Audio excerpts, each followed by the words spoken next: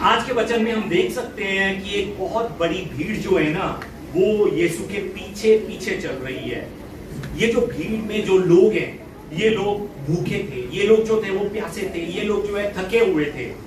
उस भीड़ की ओर देखकर यीशु ने अपने चेलों में से एक से कहा कि हम इनके लिए भोजन की रोटी मोल लेकर आए, आप जाकर मोल लेकर आओ, ताकि ये जो लोग जो है ना ये खा सके, इनकी भूख जो है ना वो मिटाई जा सके। और जिस समय हम आगे 6 नंबर आयत को देखते हैं तो 6 नंबर आयत में आगे इस तरह से लिखा हुआ है कि ये बात यीशु ने उसे परखने के लिए कही, क्योंकि वह आप जानता था कि वह क्या करने वाला है। यीशु मसीह आप जानते थे कि वो क्या करने वाले हैं। एक बार फिर से हम एक बार मेरे पीछे बोले, यीशु आप जानता है कि आगे वो क्या करेगा। यीशु ने आज के वचन में अपने चेले की ओर देखा और अपने चेले को, याद रखिए किसी पराये को नहीं, जिससे यीशु प्यार करता है, जो यीशु का सेवक है, जो यीशु का चेला है। यीशु मसीह ने अपने चेले की ओर देखा और उसे एक चैलेंज दिया। उसे चैलेंज दिया। मैं आज आपको यह बताना चाहता हूं कि वो आज भी अपने लोगों को परखता है, वो आज भी अपने लोगों को चैलेंजेस देता है। वो आज भी हमें ऐसी परिस्थितियों से होकर जाने देता है जहां हमें कुछ भी समझ में नहीं लगता, जहां हमें कुछ भी मालूम नहीं होता कि उस चुनौती का सामना हमने कैसे करना है, किस तरह से हमने उस चुनौती जो हमें प्रभु ने दी है, उस चुनौती को हम कैसे जो है ना पूरा कर पाएंगे।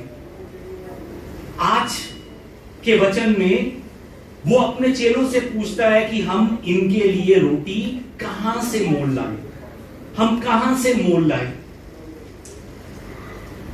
जिस समय यीशु मसीह ये सवाल करता है तो उस समय फिलिप्पुस जो यीशु मसीह का सेवक जो है, वो 7 नंबर आयत में इस तरह से कहता है कि यदि हमारे पास 200 दिनार होते तब भी हम उनका पेट जो है ना वो नहीं भर पाते। यदि हमारे पास 200 दिनार होते तब भी। उस समय में एक दिन की दिहाड़ी जो थी वो लगभग 1 दिनार थी। और यहूदी कल्चर जब हम देखते हैं तो एक साल में अगर 365 दिन होते हैं तो उन 365 दिनों में जो यहूदी लोग जो काम करने के उनके दिन है वो लगभग 200 दिन होते हैं, क्योंकि हर सबत के दिन उन्होंने आराम करना होता है। उसके बाद जितने भी पर्व हैं उनमें उनको आराम करना पड़ता है, यानी कि लगभग 200 दिन जो है ना वो काम कर सकते हैं। फिलिप्पुस जो है ना इस समय यीशु मसीह को क्या कह रहा है कि यदि हम अपनी 1 साल की कमाई पूरी लगा देंगे ना तब भी जो है हम इनकी जरूरत को पूरा नहीं कर पाएंगे। क्या आपको मालूम है कि उस समय कितनी बड़ी भीड़ यीशु के पीछे चल रही थी? क्या किसी को मालूम है? जिस समय हम मत्ती की पुस्तक अध्याय 14 की 21 नंबर आयत को देखते हैं तो वचन में इस तरह से लिखा है, आइए हम मिलकर एक बार पढ़ें। और खाने वाले स्त्रियों और बालकों को छोड़कर 5000 पुरुषों के लगभग थे। आमीन। स्त्रियों को छोड़कर, बच्चों को छोड़कर आदमी कितने थे? 5000। यानी कि अगर 5000 लगभग 5000 आदमी थे तो उनके साथ 5000 स्त्रियां लगा लीजिए, उनके साथ एक बच्चा भी अगर हम लगाते हैं तब भी गिनती जो है वो 15000 की हो जाती है। इतनी बड़ी गिनती जो है वो इस समय यीशु के पीछे चल रही है। इस समय जहां यीशु खड़े हैं वहां पर ना तो कोई दुकान थी और ना कोई राशन खरीदने की जगह और ना उनके पास कुछ पैसा था। वहां कुछ भी नहीं था, कुछ भी, सिर्फ जंगल ही जंगल था, सिर्फ उजाड़ ही उजाड़ था वहां पर। और उस जगह पर जहां पर कुछ भी नहीं था, यीशु मसीह ने अपने उन चेलों को चैलेंज दिया, चुनौती दी उन्हें। क्यों चुनौती दी? ताकि वो चेले जान सके कि इस समय उनके साथ में कौन खड़ा है, वो चेले जान सके कि इस समय उनके साथ रहने वाला कौन है। बाइबल में लिखा है कि यीशु ने उन्हें परखने के लिए ऐसा किया। और वचन में यह भी लिखा है कि वो आप जानता था कि वो आगे क्या करने वाला है। यह भी वचन में लिखा है। एक बार फिर से मेरे पीछे बोले, वह आप जानता था कि वह आगे क्या करेगा। आप परमेश्वर पहले से जानते हैं कि वह आपके जीवन में क्या करने वाले हैं। वो पहले से जानते हैं इस बारे में। वो आपको चैलेंज देकर कभी भी अपना हाथ आपसे पीछे नहीं मोड़ लेते। वो आपको परीक्षा में डालकर वो खुद कभी भी पीछे नहीं हट जाते। वो आज अगर आपके जीवन में कोई परीक्षा दे रहे हैं तो वो ये भी जानते हैं कि उसने आगे क्या करना है। वो सब कुछ जानते हैं कि आज आप किस मुसीबत से गुजर रहे हैं। वो सब कुछ जानते हैं कि आप किस बीमारी से इस समय गुजर रहे हैं। वो सब कुछ जानते हैं कि आज आप किस परीक्षा से गुजर रहे हैं। वो सब कुछ जानते हैं, उनसे कुछ भी छिपा नहीं है। वो जानते हैं कि उसने आपकी जरूरत को कैसे पूरा करना है। वो सब कुछ जानते हैं, सब कुछ जानते हैं, सब कुछ जानने के बाद भी अगर वो चुप होकर बैठे हैं ना, तो इसका मतलब क्या है कि वो आज आपको भी परखना चाहते हैं कि आपका विश्वास कितना है।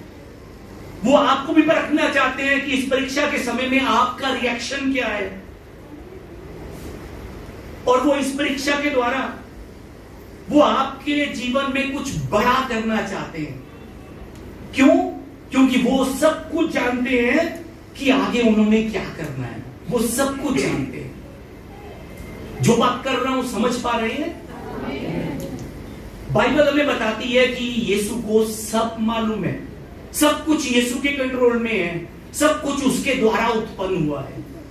यूहन्ना की पुस्तक 1:10 में प्रभु का वचन इस तरह से लिखा है कि वह जगत में था और जगत उसके द्वारा उत्पन्न हुआ। ये वो परमेश्वर है जो मर नहीं सकता, लेकिन उसने भी मृत्यु का स्वाद चखा। ये वो परमेश्वर है जो परखा नहीं जा सकता, लेकिन उसने खुद को परखने के लिए छोड़ दिया। क्यों उसने ऐसा किया? क्योंकि वो जानता है कि उसने मुझे और आपको बचाने के लिए आगे क्या करना है। हालेलुया। ये वो परमेश्वर है जिसके पास शरीर नहीं था, ना उसके पास लहू था। ये परमेश्वर जो है ना, वो आत्मा है, आत्मा। उसके पास ना हड्डी थी, ना उसके पास मांस था, परंतु वो मनुष्य का शरीर धारण कर कर अपनों के पास आया। उसने खुद को अपने लोगों पर प्रकट किया। आत्मा में अशांत और निराशा में पड़े हुए संसार के लोगों पर उसने खुद को प्रकट किया। क्यों प्रकट किया मालूम है आपको? क्योंकि वो जानता है कि उसने आगे क्या करना है। आज के वचन में लिखा है कि उसने अपने चेले को परखा। ये परखना उसे परीक्षा में डालने के लिए नहीं था, ये परखना उसके जीवन में परमेश्वर के अद्भुत चमत्कार को करने के लिए था। मत्ती की पुस्तक 12:25 को जिस समय हम देखते हैं, तो मत्ती 12:25 में प्रभु का वचन इस तरह से लिखा है कि उसने उनके मन की बात को जानकर, उसने उनके मन की बात को जानकर, वचन में लिखा है कि जब यीशु मसीह दुष्ट आत्माओं को निकाल रहा था, तब उस जगह पर मौजूद जितने भी फरीसी थे ना, यीशु मसीह उन सबके विचारों को जानता था। यीशु मसीह उनके मन की बात को जानता था।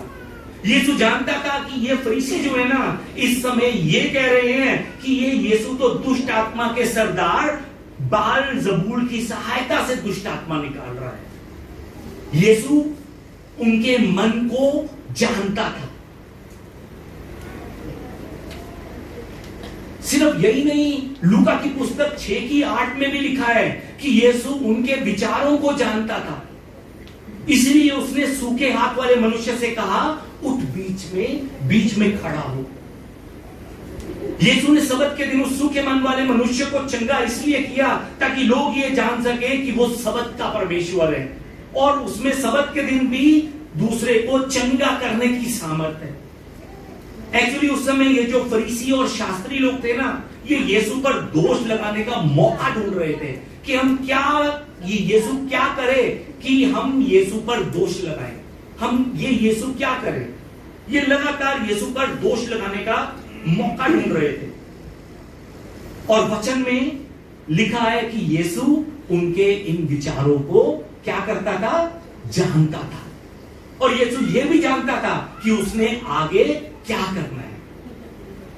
यूहन्ना की पुस्तक अध्याय 2 की 24 और 25 को जब हम देखते हैं, तो उसमें साफ साफ ये भी लिखा हुआ है कि वह सब कुछ जानता था। 25 में लिखा है, वह आप ही जानता था कि मनुष्य के मन में क्या है। यूहन्ना 5:6 को भी जब हम देखते हैं, तब हम जान सकते हैं कि यीशु ने 38 वर्ष के रोगी को जिस समय पड़ा हुआ देखा, और यह जानकर कि वह बहुत दिनों से इसी दशा में पड़ा हुआ है, उसे चंगा किया। आज मैं इस समय आपको ये बताना चाहता हूं कि वो ये जानता है कि आप कौन है, वो ये जानता है, वो आपके बारे में सोचता है, उसे आपकी चिंता है। आज आप जिस भी चुनौती का सामना कर रहे हैं ना, चाहे वो आर्थिक समस्या हो, चाहे वो सेहत की समस्या हो, चाहे वो कोई पारिवारिक समस्या हो, वो जानता है कि आप कौन है, और वो ये भी जानता है कि आप इस समय किस सिचुएशन से होकर निकल रहे हैं। वो ये भी जानता है कि आप कितने समय से उस परिस्थिति से गुजर रहे हैं। उसे सब मालूम है। वचन में लिखा है कि वो जानता है, वो जानता है, वो जानता है।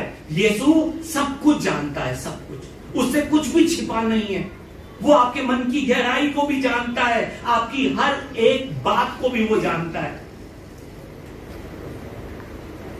यूहन्ना 6 की 8 को जिस समय हम देखते हैं, यूहन्ना 6 की 61 में वचन में लिखा है कि यीशु ने अपने मन में यह जानकर कि मेरे चेले आपस में कुड़कुड़ाते हैं। क्या लिखा है वचन में? यीशु ने अपने मन में यह जानकर कि मेरे चेले, मेरे लोग आपस में क्या करते हैं? कुड़कुड़ाते हैं। मेरे चेले आपस में शिकायतें करते हैं। वो ये जानता है। एक बार हमारे साथ वाले से कहें, ओहो ये तो पंगा पड़ गया। एक बार बोले, यीशु सब जानते हैं कि तू शिकायतें कर रहा है, कि तू कुड़कुड़ा रहा है।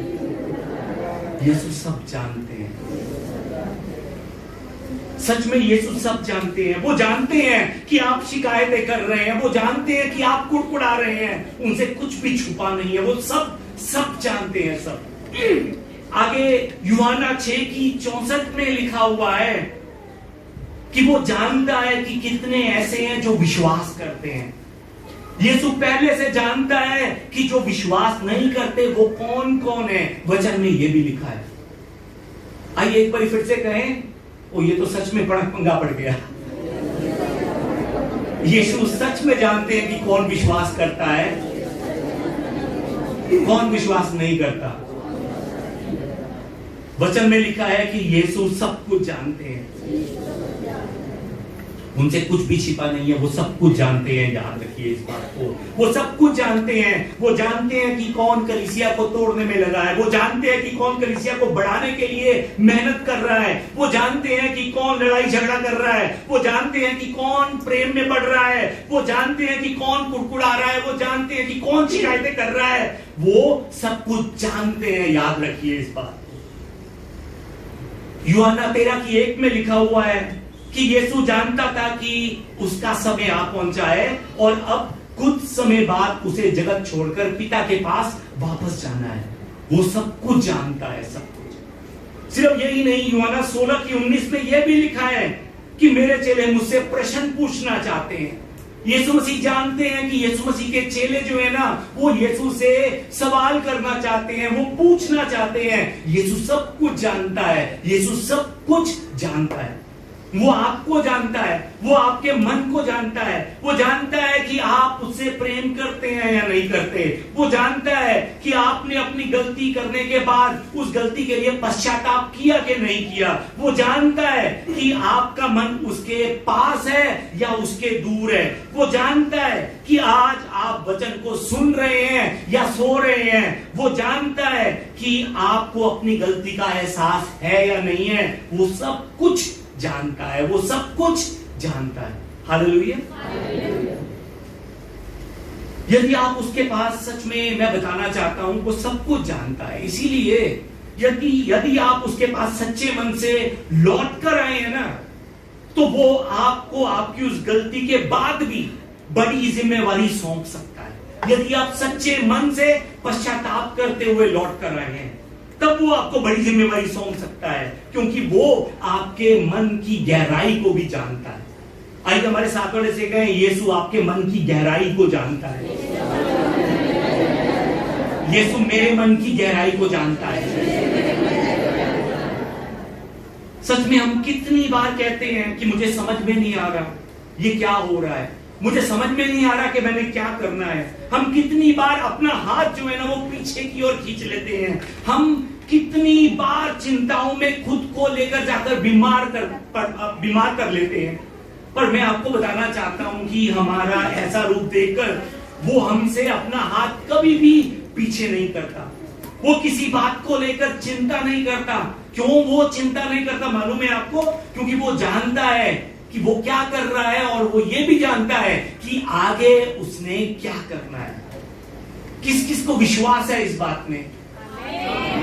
सच में विश्वास कीजिए कि यीशु सब जानता है। आपके हालातों को वो जानता है, आपकी सिचुएशन को वो जानता है, और वो ये भी जानता है कि आगे उसने क्या करना है, आगे आपने क्या करना है। उसको इस चीज की फिक्र नहीं है। वो ये जानता है कि आगे उसने आपके लिए क्या करना है। प्रेरितों के काम अध्याय 15 के 18 को जिस समय हम देखते हैं, तो प्रेरितों के काम 15 के 18 में लिखा है कि ये वही प्रभु कहता है जो जगत की उत्पत्ति से इन बातों का सुसमाचार देता आया है। वचन में लिखा है ये वही प्रभु है जो जगत की उत्पत्ति से इन सब बातों का समाचार देता आया है। किन बातों का समाचार देता आया है यीशु मसीह? किन बातों का? कि वो सब कुछ जानता है। उसके लिए कुछ भी मुमकिन नहीं है, नामुमकिन नहीं है उसके लिए। वो सब कुछ जानता है। उसके लिए कुछ भी अचानक नहीं हुआ, और वो ये भी जानता है कि आगे उसने क्या करना है और आगे उसने कैसे करना है। वो ये सब कुछ जानता है। उत्पत्ति की पुस्तक जब हम देखते हैं तो हम जान सकते हैं कि अब्राहम की विश्वास और आज्ञाकारिता की परीक्षा के समय में उसने इसहाक की जगह पर बलि के मेमने की तैयारी जो है ना वो पहले से की हुई थी। पहले से। क्यों उसने पहले से तैयारी की थी? क्योंकि वो जानता था, उसे सब कुछ मालूम है। उसने अब्राहम की परीक्षा अंत तक किसको दिखाने के लिए रखी मालूम है आपको? हम लोगों को। वो खुद नहीं देख रहा था कि सच में अब्राहम इसहाक को चढ़ाता है, बलि चढ़ाएगा कि नहीं चढ़ाएगा। वो ये नहीं जानना चाहता था, उसे मालूम था उसके मन के बारे में। तभी तो उसने पहले से मेमना तैयार कर रखा था। पर मेमना समय अनुसार तब निकला जिस समय अब्राहम ने अपने बेटे इसहाक की बलि चढ़ाने के लिए चाकू को उठाया। परमेश्वर हमें बताने के लिए अब्राहम की परीक्षा ले रहे थे, हमें दिखाने के लिए कि हमने भी इस तरह से आज्ञाकारिता का जीवन बिताना है। हमने भी इस तरह से परमेश्वर के वचनों में परमेश्वर पर विश्वास करते हुए हमने इस तरह से आगे बढ़ना है। प्रेरितों के काम अध्याय 7 में हम सब जानते हैं कि स्तिफनुस को मार दिया जाता है। प्रभु यीशु के नाम से लोग जो है ना उस पर, प्रभु यीशु नाम पर विश्वास करने के कारण उस पर पत्थर मार मार कर उसको जो है मार देते हैं। मैं आपको यह बताना चाहता हूं कि अगर एक तरफ स्तिफनुस का मारा जाना परमेश्वर का प्लान था, सच में याद रखिए, स्तिफनुस का मारा जाना किसका प्लान था? परमेश्वर का। अगर एक तरफ स्तिफनुस का मारा जाना परमेश्वर का प्लान था, तो दूसरी तरफ स्तिफनुस को मरवाने वाले पौलुस का दमिश्क के रास्ते पर यीशु का चेला बनना भी किसका प्लान था? परमेश्वर का प्लान था। हालेलुया। उस परमेश्वर को मालूम था कि आधे से ज्यादा नया नियम उन हाथों से लिखा जाएगा जिसने कलीसिया को सताया है। वो जानता था कि आधे से ज्यादा नया नियम उन हाथों से लिखा जाएगा जिसने कलीसिया पर अत्याचार की है। वो जानता था, वो सब कुछ जानता था। वो सिर्फ जानता था नहीं, वो आज भी सब कुछ जानता है। उसे आज भी सब कुछ मालूम है। वो सब कुछ जानता है। वो पहले से जानता है कि कब और कैसे उसने आपके लिए आशीषों का दरवाजा खोलना है। वो सब कुछ जानता है। वो पहले से जानता है कि आपके लिए चमत्कार उसने कब करना है। वो सब कुछ जानता है। वो पहले से जानता है कि आपकी कमजोरी को कैसे उसने सामर्थ्य में बदलना है। वो सब कुछ जानता है। वो पहले से जानता है कि वो आपके जीवन में क्या करने वाला है। वो जानता है कि आपकी जरूरत क्या है। वो जानता है कि उस जरूरत का हल उसने कैसे करना है। और वो जानता है कि कब उसने हल करना है, और वो ये भी जानता है कि आगे उसने आपके जीवन में क्या और कैसे करना है। हालेलुया। सच में जिसको विश्वास है एक बार जोर से तालियों के साथ प्रभु का धन्यवाद करें। जिसको विश्वास है कि मेरा प्रभु मेरे जीवन के बारे में जानता है।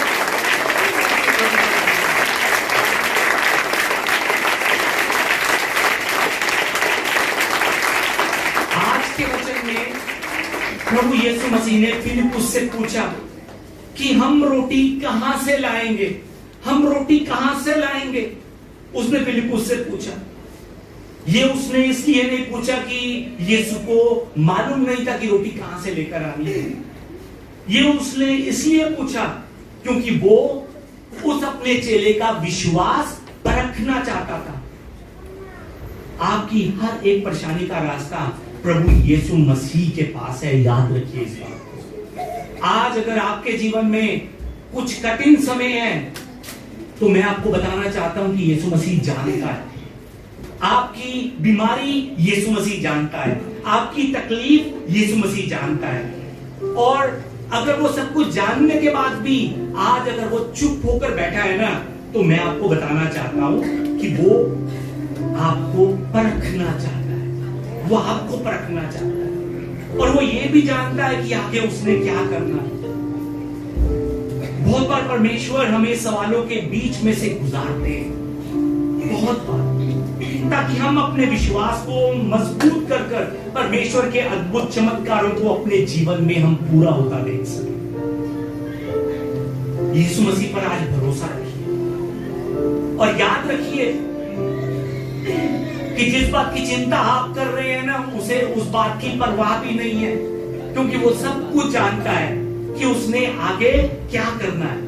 वो सब कुछ जानता है कि आगे वो क्या करने वाला है। अपने साथ वाले से कहें चिंता मत कर, अपने आप से कहें चिंता मत कर, मेरा यीशु सब कुछ जानता है। आइए एक बार अपनी आंखों को हम बंद करें और मेरे पीछे पीछे प्रार्थना करें। पिता परमेश्वर, आपका धन्यवाद मुझे ये बताने के लिए कि आप सब कुछ जानते हैं। प्रभु, मैं बहुत चिंता कर रहा था, मैं बहुत डर रहा था, मैं सोच सोच कर परेशान हो रहा था कि आगे क्या होगा। प्रभु धन्यवाद ये बताने के लिए कि आप सब कुछ जानते हैं और आप ये भी जानते हैं कि आगे क्या करना है। प्रभु, आप मेरे दर्द को जानते हैं, आप मेरी बीमारी को जानते हैं, आप मेरे दुख को जानते हैं, आप मेरी तकलीफ को जानते हैं, आप मेरे मन को जानते हैं। प्रभु धन्यवाद मुझे जानने के लिए। ये सब प्रार्थना मैं हमारे जीवित प्रभु यीशु मसीह के नाम से करता हूं। आमीन, आमीन, आमीन, आमीन। चिंता न कर,